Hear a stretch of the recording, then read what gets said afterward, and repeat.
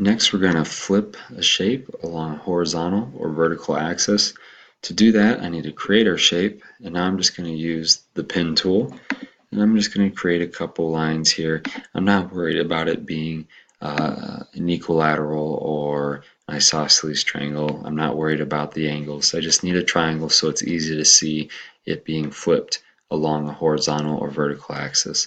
So once I have my triangle created, I'm going to go ahead and get out of the shape as far as the pen tool or whatever tool you use. You want to be out of that and make sure that you select your object. So I'm going to press V for my shortcut or go up to my selection tool and click on that.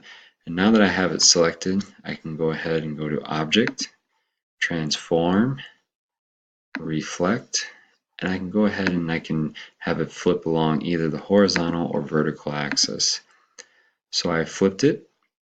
The other way we can do that is if you have a properties panel up and you see in your transform box, there's two small icons, one for flip along horizontal axis and the other one to flip along vertical axis. So this is a much faster way to do it if you have your properties panel up. The next thing we're going to do is modify a shape using anchor points. I want to go ahead and create an ellipse, so I'm going to press L for my shortcut key. I'm going to click and drag, and then to modify the anchor points, we need to use the direct selection tool. So you want to press A for a shortcut key, or you can go up to it. It is the arrow that is filled in here. You're going to click on the anchor point. After you click on it, you're going to get some options that will allow you to move the anchor to modify it to change your overall shape. So now I'm just going to left click and drag. I'm just going to pull it out a little bit, and you can see how I've stretched it and modify it that way using the anchor point. You can do the same thing to a square. We're going to go ahead and press M for our shortcut key. We're going to create a square, so we need to hold Shift and stretch it out.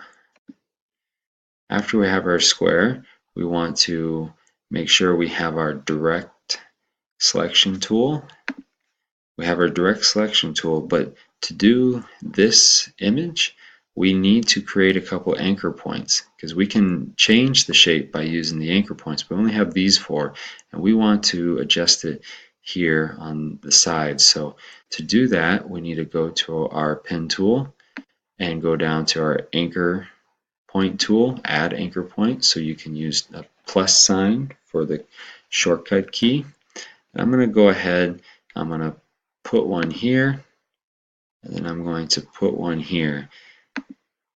Now that I have my anchor points there, I'm going to press the A key for my shortcut to the direct selection tool, click on the anchor, and now I'm able to stretch it out and manipulate it based upon the anchor itself. So that is how you can modify a shape using anchor points.